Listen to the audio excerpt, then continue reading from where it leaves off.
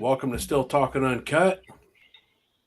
We're your host, Big Easy from Philbilly Moonshine, and the one and only Sean Rigsby, Yes, sir. Master Some Distiller. some people call me Dusty's daddy, but hey, Hey, we all got our kinks, man. that's right. How's it going, man? Oh, not bad, brother. Not how you doing? I'm just hanging out. Excited to do second episode. I'm drinking on Uncut some of our buddy Moonshine Shua's plum brandy. plum brandy. Yeah, Hey, out of that's everything I've gotten from Shua, this is the best thing I've gotten from him, and I love it. I'm telling you, man. I'm jealous.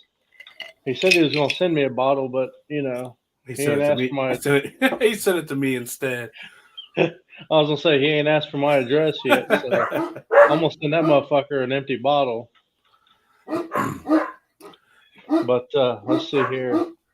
I'm drinking on. Hold on, let me take this thing off here though.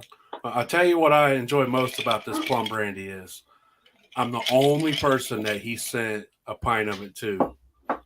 Really? Yep. Hooch had to travel all the way from West Virginia to Texas to try it. He could have stopped by Ohio to try it sooner, but he likes to do things the hard way. Hey. So, but yeah, it's really good, man. It's really light, really clean, real good plum finish. I think he used that Ventnor's mix. If y'all don't know who we're talking about Moonshine Shua from TikTok. He was also on an episode of Master Distiller. I don't remember which one. You remember which one, Sean? Oh, shit. Well, put it in the comments, Shua. It's with him. It's medicinal. He was on the medicinal episode. I was gonna say it'd be hard to bet against rum if That's my if boy. he's making something. So what are you drinking on over there? Okay, so first off, I'm drinking history here. Oh, you got a little thing of it, man. This was near dear to your heart. Well, I met an old guy down there in New Straitsville, and I left the other thing I got. It's out, but this is maple. Is that the one I tried? No. No, I tried the big jar. Yeah, you tried the peach brandy. This is maple. And I don't know, man. It's really good. But the guy's 74 years old. He said he's been doing it since he was 15. I mean, there's, you can have science and all these new ways that help you along and meters and all that, but man, you can't put a price on experience. Like, I would take me a jar from a 75-year-old man who's been making it since he was 15 in the backwoods over some big distillery with all the scientific and new equipment running it for him and this and that any day of the week. You just know it's going to be better. And that's why, I feel like it's history to me because it's, something happened. He passed away in 2 years. You know, I'll never get any kind of alcohol from him. And he took, all them years, man. And he learned from, experience. I tell you what, man, that old timers forgot more about liquor making than we'll probably ever know. Oh, absolutely. Absolutely. Just to try something from the hands of dude's a legend. He's been doing it for 60 years. He might not be well known, but that dude's a moonshine legend. He's well known, just not by a lot of, the people that are he's known by who he needs to be known by. Yeah, exactly. Yep. Those are the ones that need to be. Yep. But I'm drinking on that. I'm drinking on that looks like some peach brandy right there. That's some peach brandy. That's the legendary Big Easy's peach brandy. It is. So I talked to a gentleman today on the phone from YouTube. I won't put his name out, but was talking to him, and he will contact us because he had some questions, and then he's making that peach brandy from that video I made. And he's like, hey, man, I'm all done fermenting, and there's still stuff floating on top. And I was like, dude, that's just unfermentable pulp, man. Don't worry about that. Yep. And he's like, well, the gravity says it's 0.99, but it's still sizzling. I'm like, dude, that's just air getting out of there, man. You ain't got nothing to worry about. That gravity reading says she's ready. Pop that in the still. So Oh yeah. I'm real excited to hear how it comes out for him. It's really cool when somebody takes what you So showed them and redoes it themselves. You know, yep. Did he rack it off and let it sit for a few days, or is he going he straight? just he just got done. He's going to secondary it before he goes into Okay. his. I told Yep. him let that secondary that fruit, man. Let it clear up real nice. That way you don't Oh have to yeah. worry about scorching. I know he's got a couple. He's got a 2-jar setup, summer Nice. jars. So that'll work out real well for him. So yeah, speaking of that vintner stuff, man, I've been wanting to try that. I've never, I don't have any experience with any of that. I wonder. I mean, I know it's kind of expensive, but I mean, with what you're drinking on, I mean, it's pretty decent. Yeah, you tried this. You Yeah, tried this when you came over. yeah, yeah. So That's real good. is that all you got over there? Oh no, no, no. Oh, you got 3 drinks tonight? Yeah, well, one of them, man. I didn't know this was going to be a tasting episode. I thought we was Yeah, talking about stills, tasting. I know you're starting to make me sound like. Hold on. So if this is a tasting episode, that'd make you, dude. bro. Oh man, they're gonna be mad. But no, so Love Hooch and Shua. Go check out absolutely. Untaxed podcast, man. It's a great podcast. Oh Check yeah. out Yep. Moonshine Shua on TikTok, Appalachian Hooch on TikTok. So last year, it was about this time, we went down to Beattyville, Kentucky, right? So there's a guy he was actually on Master Distiller, the pilot episode against Jimbo and Austin. So, Now, but now, are you, so you're talking about like the contestant pilot episode? Wasn't the very first episode Tim and them? Or maybe I'm wrong. no, it was the very first Uh, one was Jimbo. I remember what Yeah. you're talking about now. They put And it out, and then you didn't hear nothing about it for a while, and yep, then they came back hot and heavy with it, teased yep. us. And so I guess what I'm getting at is Royce Neely was on that episode, and uh, I got a bottle of absinthe from him. Haven't had a Absinthe chance. moonshine, huh? Yep. Now this is 60.1%. Man, I don't care what it is. Me and absinthe don't get along. Absinthe is not my best friend, So but go ahead. you know, I'm all open for it. So I'll let you finish going on before I divulge into my But love hate yes, with absinthe. so down there, I'd reached out to him and I said, "Hey man," I said, "how can I get a bottle of that absinthe? I've never had it, and I've always wanted to try it." And he seen me at the festival. He goes, "Here, man, there you go." And I'm like, "What?" And he goes, "Let me know what you think."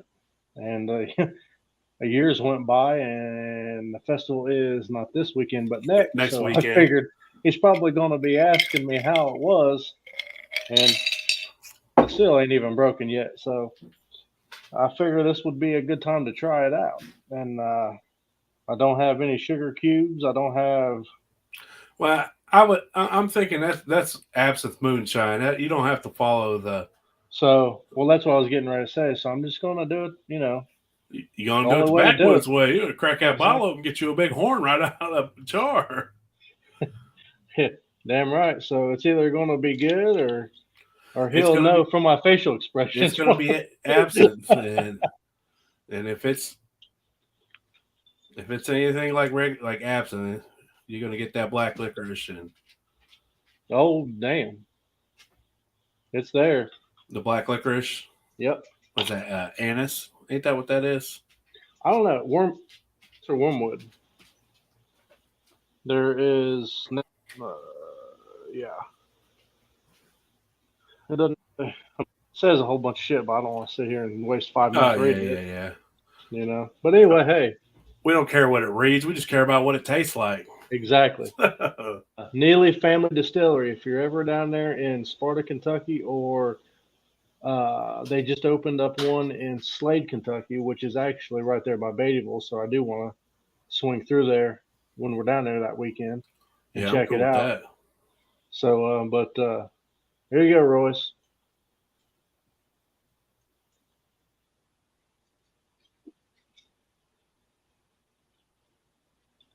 That's not bad.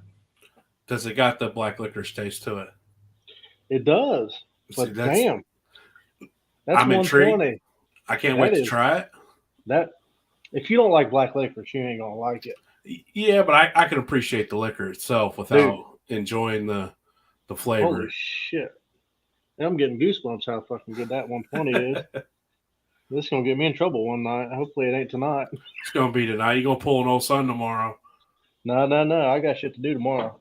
Yeah, you gonna pull an old son tomorrow. In I got case most some anybody's grass. wondering, man, we got a buddy, and his name we call him Old Son, Old Mac. We talked about him in the last episode. He gets so drunk through the week, he takes a day off, 1-2 days a week. So we take a day off of work. We call it pulling an old son. Old son, high and angry. Since y'all some high and angry, right? What's going on, high and angry? How you doing, brother? So I first tried absinthe. I don't know if you remember back in the day, absinthe wasn't legal here. You couldn't get it Yep. here, but there, right before it became legal here, you was able to like import it from Europe. Okay. And my stepdad, he imported some bottles from Europe. I was like 18, 19 years old. He imported some bottles and he got it, and he did it all traditional, with the sugar cubes and the spoon and the lighting on fire and dilution it.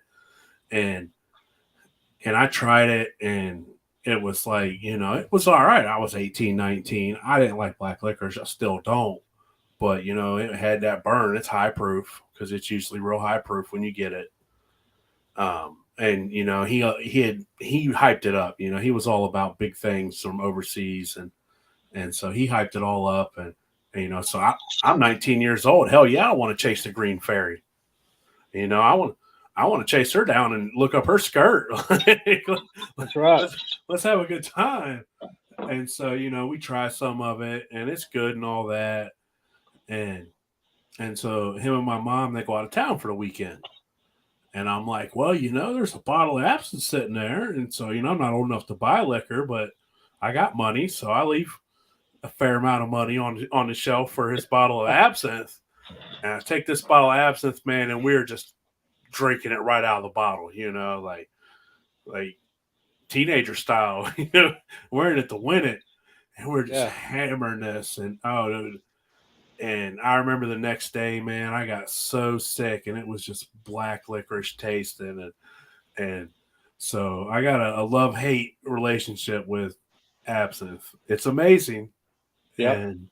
And so, I got older, but they came home from their little trip, and he wasn't too happy there was $40 sitting there.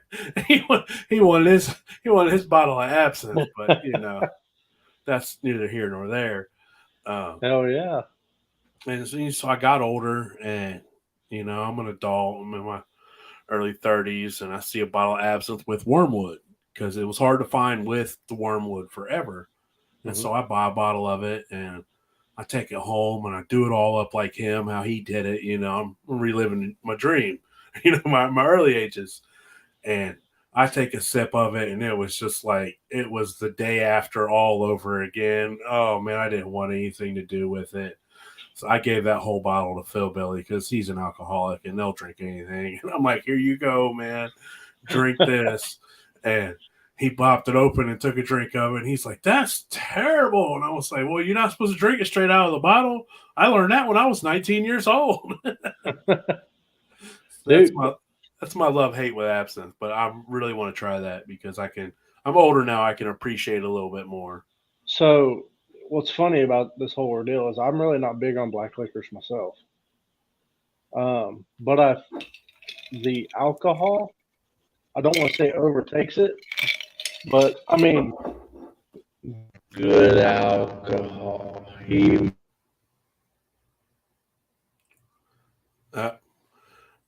I'm pretty sure Sean's headset just died. So he got muted. He should have charged before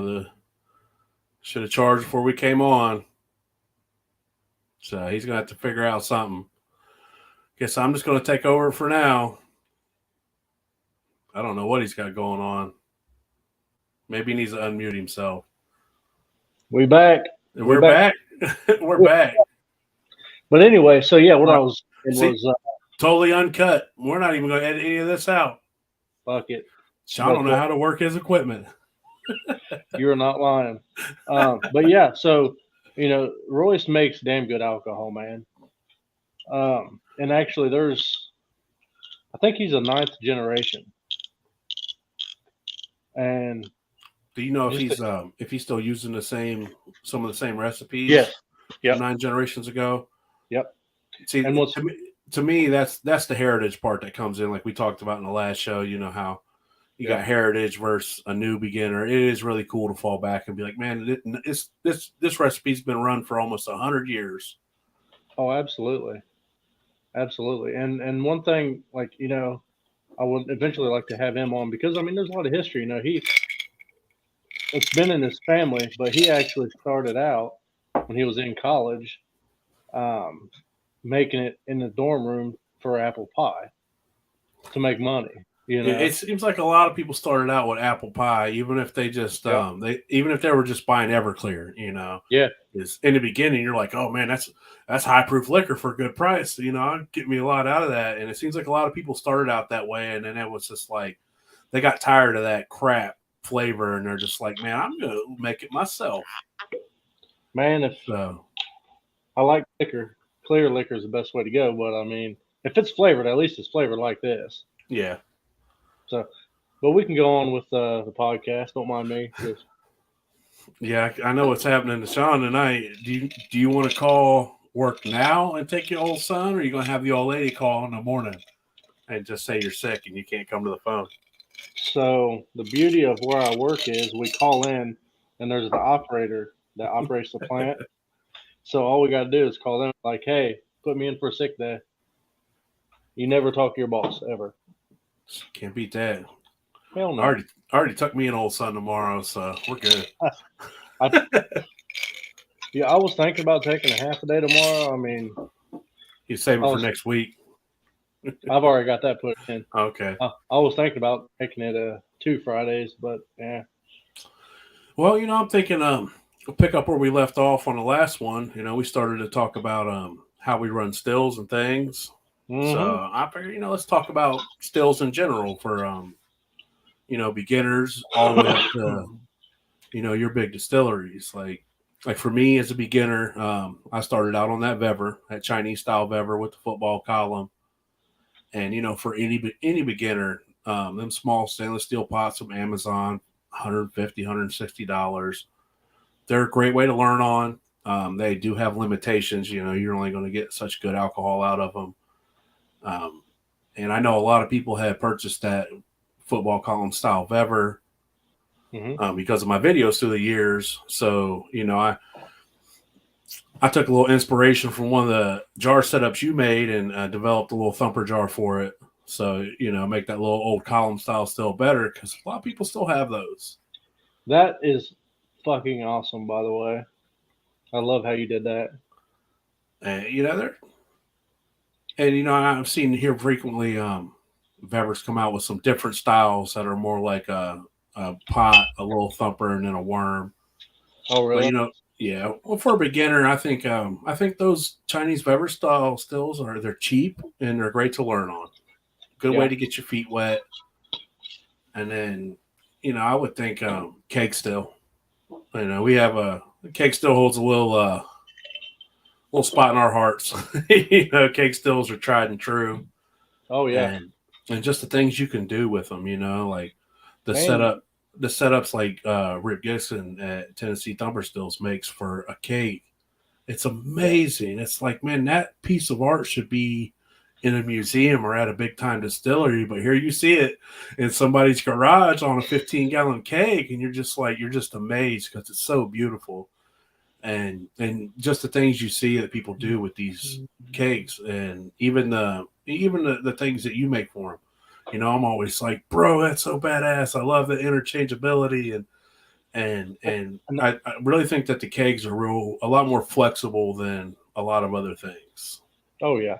Well, I mean, you could just do so much with them, You can use them as pots. You can use them as thumpers.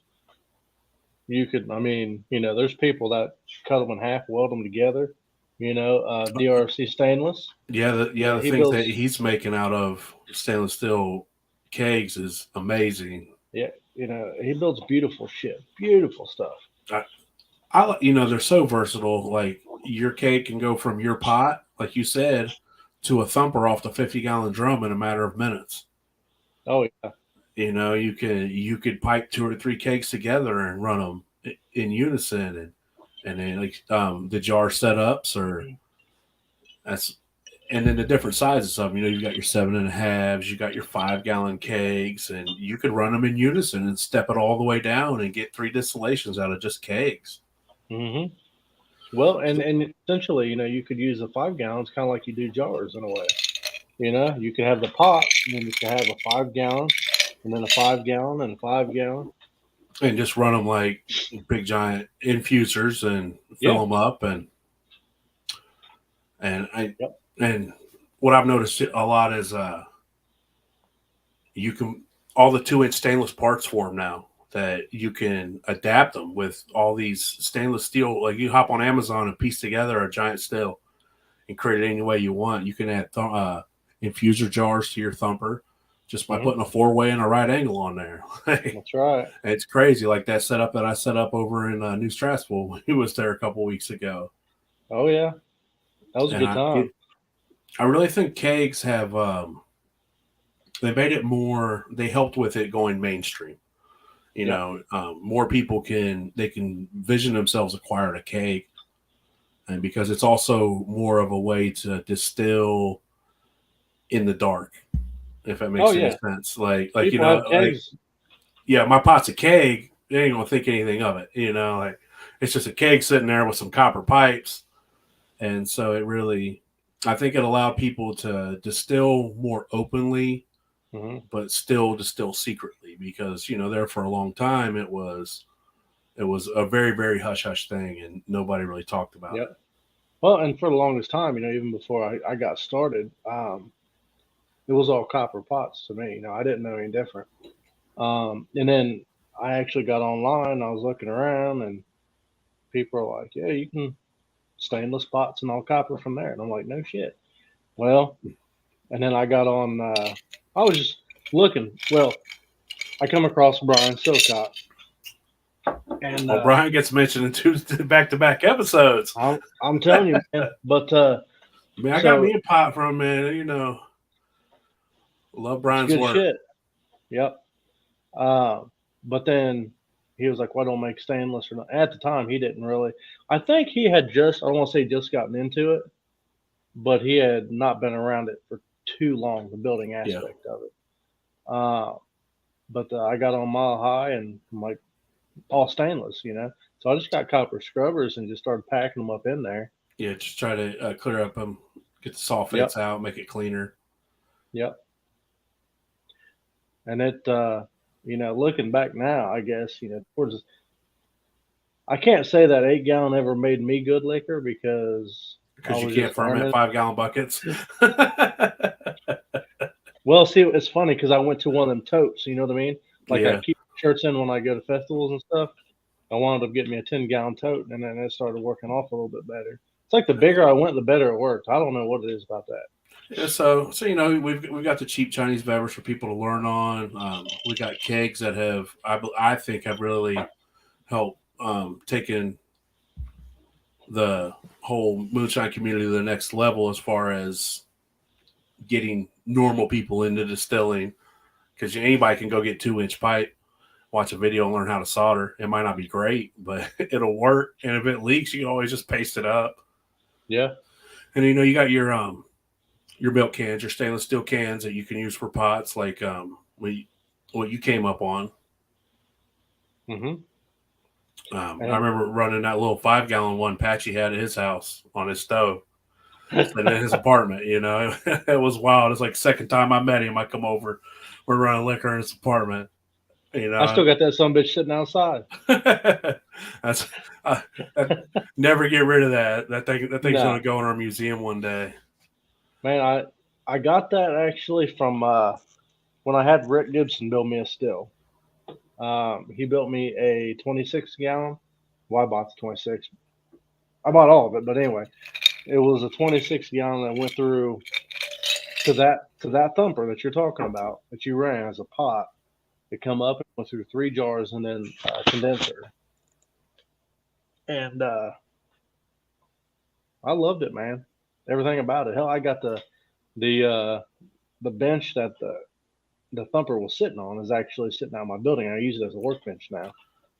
Nice. Like, I Rick don't really, like that, but I got into kegs stills because of you. You know, like I saw what just your columns and how you're yep, using them and things like that, and then the jars for me it was Rick. You know yep. what Rick builds for with jars is nothing short of amazing, and we're definitely going to have him on here. And we're going to talk about old Mason Jar Mafia, and Oh that's yeah, later on. So you said you ran a all copper rig for quite a while, yep, right?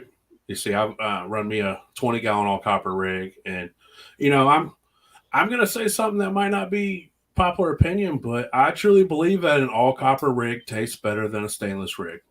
yep. I think it's smoother. I just think it's better. And So I'm not taking anything away from stainless. And I know there's guys that are on the opposite side of the fence, but this is just my personal preference. And your average mhm, person will never be able to tell. no, But you know, I've run my fair shares of brandy through stainless copper, and all copper, and hmm side by side. I think the all copper runs is better. so and the one that I had, Donnie Benton built that. He was on season 8, I think, of Moonshiners. He's also he's who puts on the Beattyville Festival, correct? Yep, Him and him and Teresa. Teresa. Okay. Yep, but I at the time I wanted something a little bit bigger. I didn't want to spend the money, but I went down there and I got it, and I did not regret that at all. The first run of Laker I ever ran through it, it was 158 proof. Now, coming from a guy that always ran jars before that, I was a little disappointed. With jars, you're used to pulling 170 out of the end, and you're Yep. like, man, I got gasoline here. Yeah. I got some high fuel here. Good flavor, high fuel.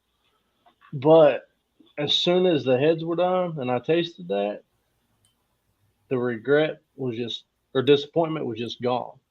The It was so flavor smooth. took it away. It was ridiculous, man. And you could almost light that still and walk away. I mean, it ran itself. Uh, And you're running a worm on that. yeah. Yep. That was That a 3/4 inch worm, on your milk cans, was you running worms or was you running live eggs? live eggs. Yep. So when Well, it you was it was a stand up live egg, I guess, because it was just one pipe through a pipe. yeah, so you went from a live egg to a worm, Hmm. and was like, holy shit, I love running a worm. Yep. Same thing, man. Well, First time and it I run was a worm, I was like, oh, dude, I never want to run a live egg again. I will, but I don't want yeah. to. Well, it's just so much more convenient, because with the live egg, I use a cooler and then I would go get ice. Well, Hmm. when it's 70 degrees outside, where I was running it at the time was like 90 because, you know, Yeah. and so I'd go through, 3, 4 bags of ice, Oh and then it yeah, would get so hot I would have to stop. because you just didn't have any ice or any cool water, but you Yeah. switch over to that worm, and Yep. it cycles cool water so slowly that Yeah. it uses 10% of the amount of water. You don't need to use ice.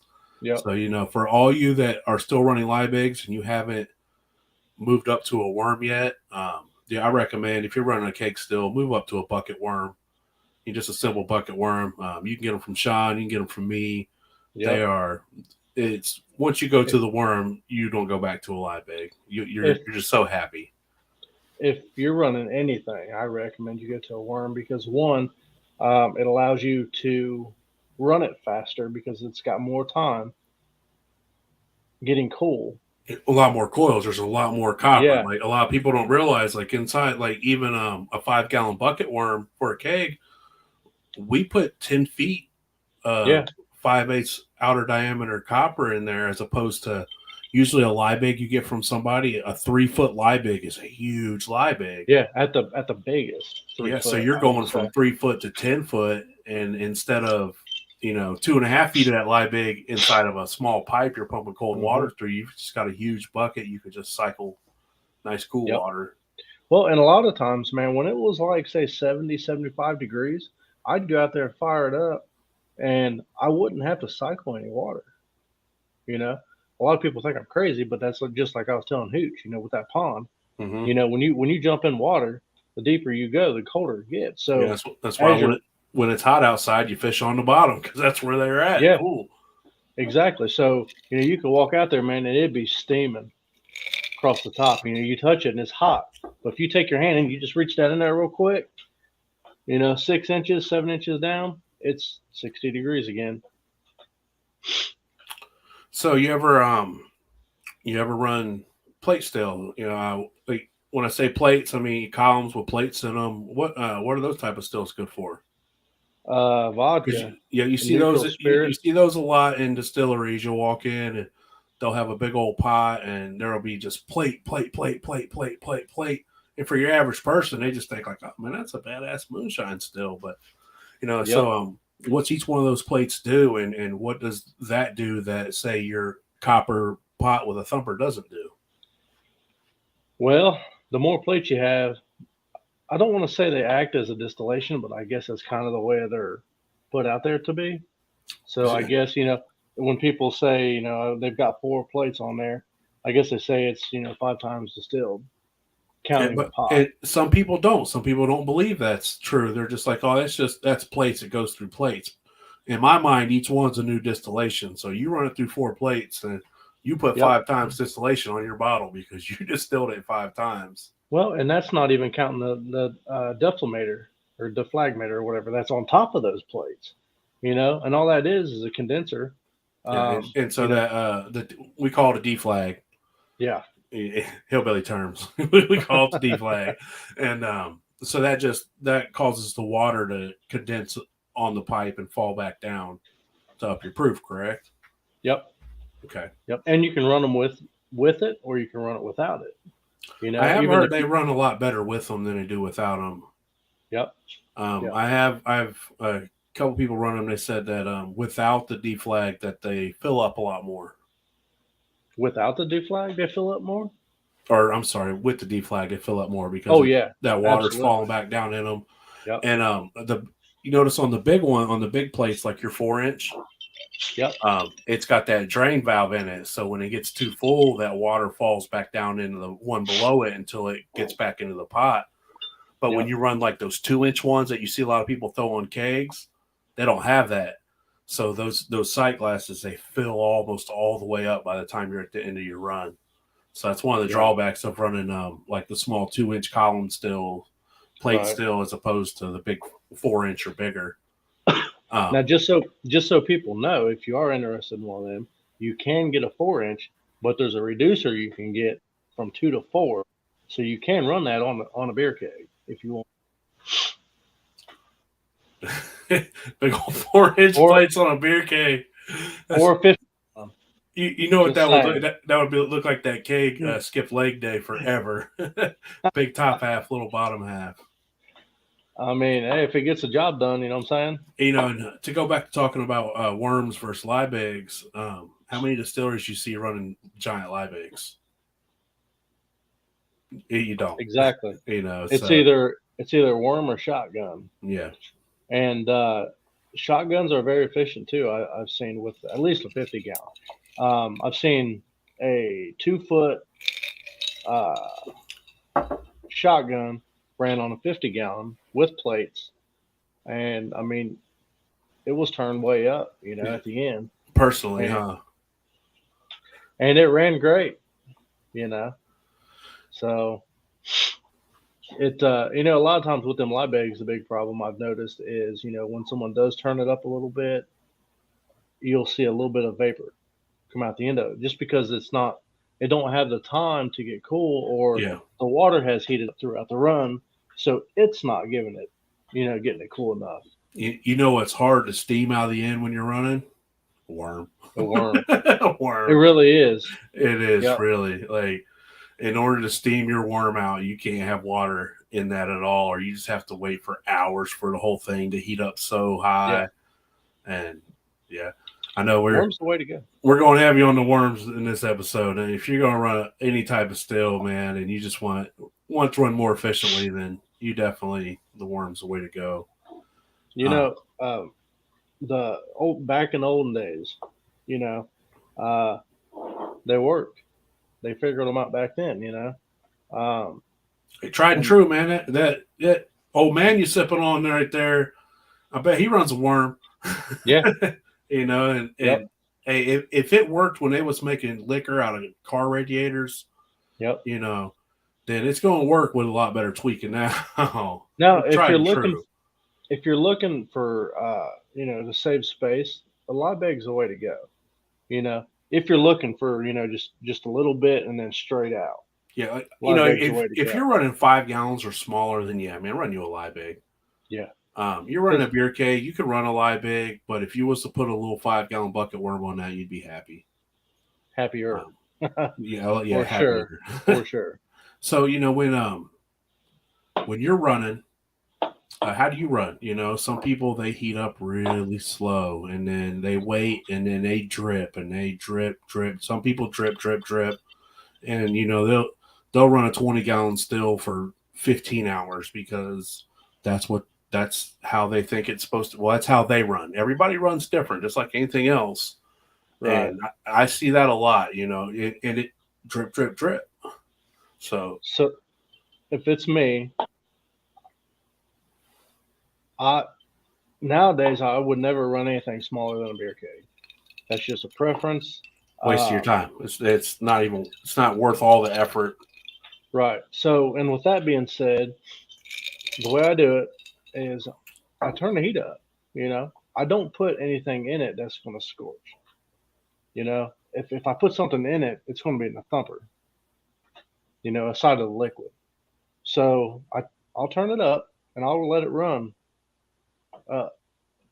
Of course, certain things, you know, obviously a little slower than others, like rye. If I'm running, you know, rye. Yeah, you run some fruit or something. Right. But if it's just straight corn sugar, no, I turn that shit up. And I'll run it up and I fill the pipes. If I don't have a thermometer, if I do have a thermometer, I prefer it being in the pot. A lot of people argue with that.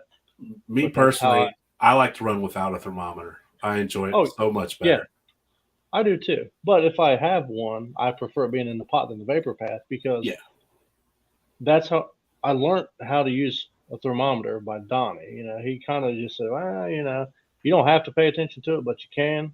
And if you do, by the time it's 197 on the pot, you're going to have liquor come out the worm. But anyway, you know, I turn it up and I start filling it, you know, the pipes and everything. And once the pipes tell me where it's at. Dude, the TV thing. TV thing is where you fill the pipe along.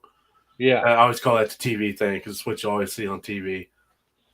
And that's how, you know, when I was on Master Distiller, you know, I looked at the thermometer, but I went off what the pipe was telling me. You know, if it's fucking hot where you touch it, you're like, fuck.